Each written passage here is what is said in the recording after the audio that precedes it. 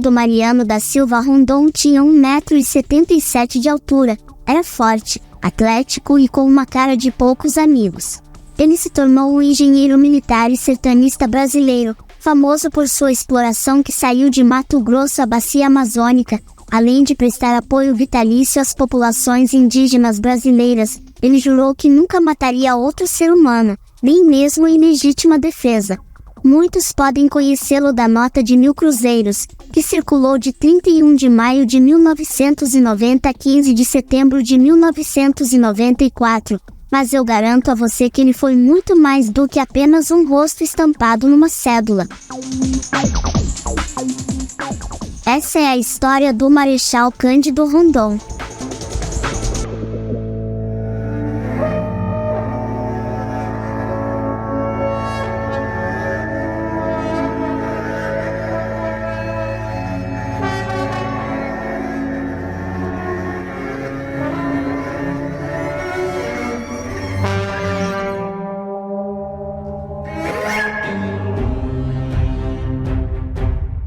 Um dos mais venerados e, ao mesmo tempo, esquecidos heróis do Brasil, nasceu em maio de 1865 na pequena vila de Santo Antônio de Leverger, no estado do Mato Grosso.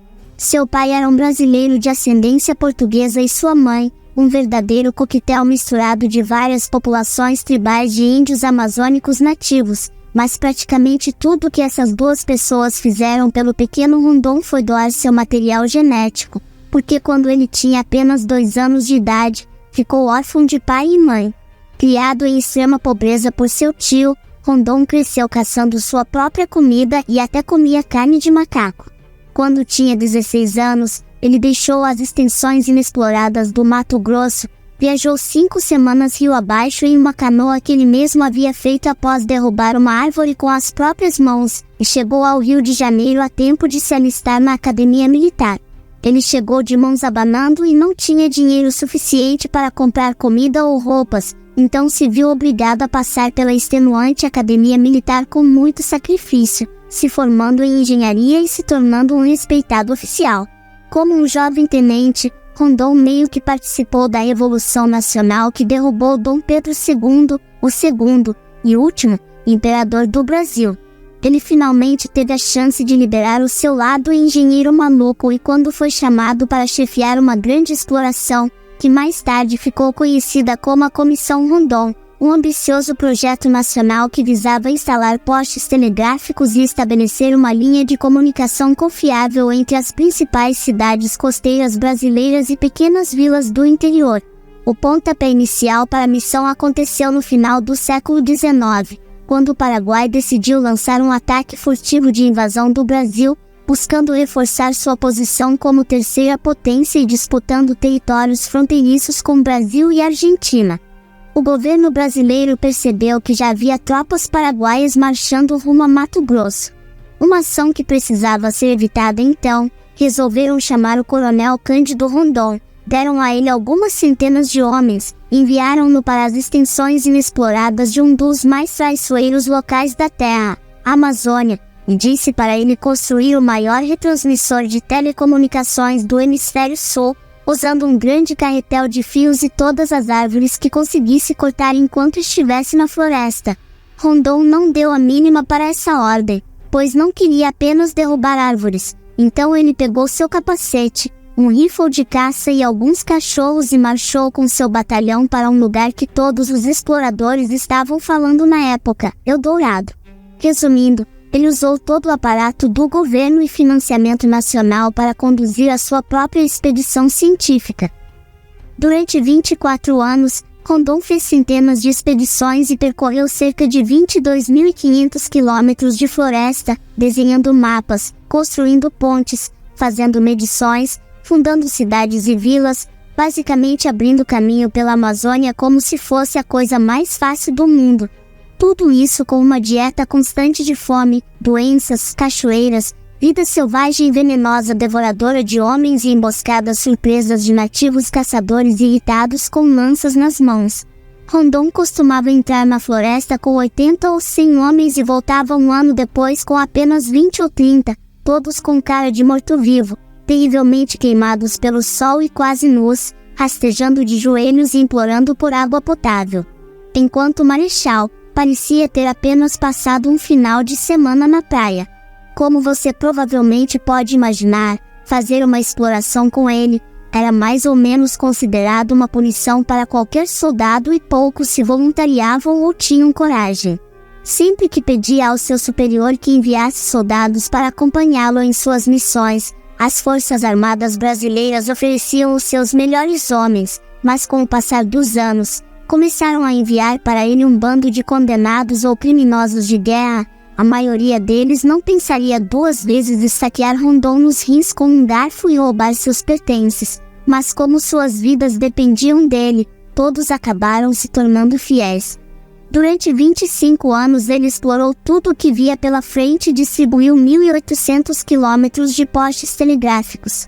Claro, é importante notar que os homens seguiam Rondon principalmente porque ele era um cara durão e não tolerava nada que lembrasse um comportamento de insubordinação e mais, recusava qualquer tipo de tratamento especial. Tudo que seus homens sofriam, ele sofria também. Durante suas aventuras pela floresta tropical, Rondon caçou onças, sobreviveu sendo atacado por piranhas 2 vezes, inclusive, perdeu o dedo mindinho de seu pé, lutou contra um puma armado apenas com uma vara, e até matou uma sucuri de 4,5 metros usando uma dinamite, enquanto pescava para dar almoço à sua tropa. Em certa ocasião, alguns de seus homens decidiram que iriam se amotinar, chutar a bunda de Rondon e ir embora sem permissão. Então, quando ele ficou sabendo da trama, mandou arrastar os conspiradores na frente do batalhão e espancá-los com varas de bambu por 1 hora, enquanto todos assistiam e riam. Em outra ocasião, alguns de seus homens ficaram bêbados demais e começaram a causar estragos em uma pequena cidade. Rondon, ao ficar sabendo disso, cavalgou até a cidade e foi em todos os bares recolhendo os seus homens. Ele não brincava em serviço. Apesar de ser muito intimidador, Rondon também era muito crente na teoria social do positivismo. Por mais incrível que possa parecer, ele odiava a violência em todas as suas formas e aplicou essa filosofia com mais eficiência quando se tratava de lidar com as tribos nativas, constantemente lembrando a seus homens que eles eram totalmente proibidos de atacar até mesmo os famosos nativos caçadores de cabeças, por mais violentos que fossem. Certa vez o próprio Rondon descobriu uma tribo até então desconhecida e foi imediatamente atingido no peito por uma flecha que havia sido mergulhada em veneno de sapo, um veneno tão mortal que poderia matar 100 homens com uma dose. Mas Rondon não morreu, ele apenas se virou calmamente e saiu cavalgando com a flecha ainda espetada nele, voltando alguns dias depois, vivo. Os nativos, impressionados, não o atacaram mais e ele se aproximou de sua aldeia. Inclusive, lhes mostrou uma gravação fonográfica, e em menos de um mês, Rondon já podia falar a língua deles com bastante fluência. Inclusive, ele falava cerca de 10 línguas indígenas, além de português e francês, e teve permissão para construir postes telegráficos em suas terras. A carreira militar de Rondon muitas vezes se parecia com aquela cena do filme Indiana Jones e os Caçadores da Arca Perdida. Até que em 1914, ele recebeu uma carta muito estranha. Aparentemente, Theodore Roosevelt, o 26º presidente dos Estados Unidos, estava a caminho do Brasil para uma expedição no meio da selva amazônica, e o governo brasileiro decidiu que o único homem durão o suficiente para escoltá-lo na missão era o coronel Cândido Rondon. Diante da possibilidade de acompanhar um ex-presidente dos Estados Unidos em uma viagem pelo rio Amazonas, Rondon simplesmente disse que não era uma babá de merda e que não tinha tempo para essas besteiras. Mas quando seus comandantes o informaram que Roosevelt não estava interessado em tirar férias, mas que queria explorar um afluente desconhecido do Amazonas conhecido como o Rio da Dúvida, Rondon decidiu acompanhá-lo. O Rio da Dúvida era muito querido e próximo a Rondon, principalmente porque foi ele quem o descobriu após uma expedição de 9.000 quilômetros e 237 dias que resultou na morte de quase todos os seus homens e animais. Ele mesmo quase morreu para descobrir este afluente devido à malária, mas Rondon saiu da floresta, recusando uma maca, porque não estava disposto a mostrar fraqueza na frente de seus homens, e resolveu batizar o local de Rio da Dúvida, pois segundo ele mesmo disse: "Eu duvido que alguém consiga descer esse rio e sair vivo." Ele sabia a fonte, mas não o comprimento, o tamanho ou qualquer um dos detalhes geográficos, pois não havia sido mapeado, portanto, era desconhecido. Para quem não conhece, o Rio da Dúvida nasce no estado de Rondônia, atravessa uma parte do Mato Grosso e entra no Amazonas, onde se torna um afluente do Rio Madeira. Ele possui 679 quilômetros de comprimento, com diversas corredeiras e de difícil navegação. Desta vez, Rondon tinha a tarefa árdua de atravessar novamente esse rio tão temido e agora com a vida de Theodore Roosevelt e seu filho Kermit Roosevelt em suas mãos. A expedição científica Rondon Roosevelt partiu em fevereiro de 1914, fez uma viagem de 2 meses em barco e mula, e mal tinha saído do lugar, depois de mais 3 meses navegando nas corredeiras assustadoras e cachoeiras vertiginosas, durante 10 semanas infernais, eles lutaram contra nuvens de insetos, tempestades tropicais, doenças mortais, sucuris, onças e jacarés, cavalgando e remando em canoas de madeira entalhadas à mão por corredeiras gigantescas, parando apenas para fazer medições topográficas ou acampar em 7 centímetros de lama cercada por víboras venenosas e mosquitos infectados com malária.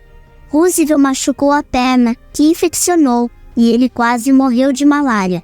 A viagem foi cansativa, perigosa e quase matou um dos homens mais durões da história americana, mas Rondon de alguma forma saiu ileso, colocando um afluente do rio Amazonas no mapa e no processo, documentando uma série de espécies de flora e fauna até então desconhecidas.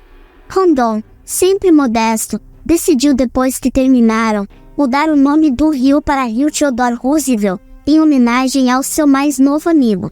Depois dessa pequena aventura, Cândido Rondon criou e se tornou o primeiro diretor do Serviço de Proteção ao Índio, uma organização governamental dedicada a preservar os costumes e a autonomia das tribos indígenas amazônicas. Ele dirigiu o serviço por mais de uma década, tornando-se uma figura-chave na tentativa de salvar as populações indígenas da Amazônia, fundando alguns parques nacionais e se tornando o marechal do Exército Brasileiro, o maior posto da hierarquia militar. Mais tarde, Theodore Roosevelt o listou como um dos 4 maiores exploradores de seu tempo, e o governo brasileiro até batizou um estado inteiro em sua homenagem, e até estampou a nota de 1.000 cruzeiros com o seu rosto. Cândido Rondon morreu em 19 de janeiro de 1958 aos 92 anos, de causas naturais.